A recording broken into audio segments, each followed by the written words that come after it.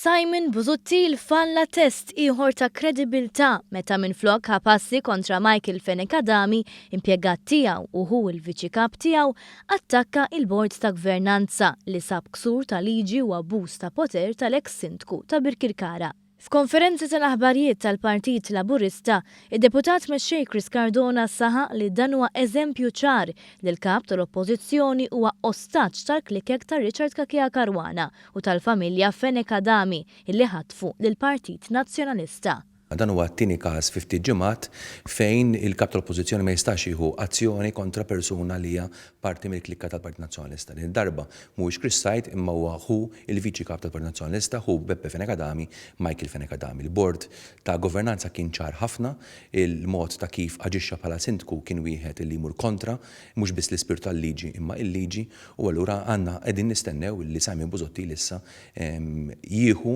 miżuri li għandu jieħu bħala kap tal-partit kontra dan il-persuna li kien sindku tal-Partit Nazzjonalista u llum huwa ħaddiem fl-istamperija tal-Partit Nazzjonalista.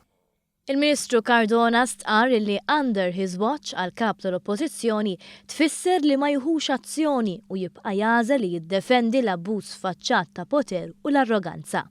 Ma kienx hemm reazzjoni assolutament, ikkritikaw biss persuna li huwa membru f'dan il-bord, qegħdin jikkritikaw ukoll l-chairman li huwa Dr. Noel Bartolo, persuna ta' integrità kbira ħafna, assoluta, li għandha fiduċja across the board fil-pajjiż, però fuq ir-rapport ma jistgħu jgħidux. Waqt il-konferenza tal-aħbarijiet kellem ukoll il-President tas-sezzjoni kunsilliera tal-Partit Laburista Mario Fava li stqar li Michael Fenekadami ma segwa l-ebda regolamenti finanzjarji meta ordna x-xogħol għall-Kunsill Lokali ta' Birkirkara. Fakkar kif ironikament il-liġijiet li suppost mexa magħhom Fenekadami kienu fasla taħt il-gvern li kien imexxi missieru stess Eddie Fenekadami.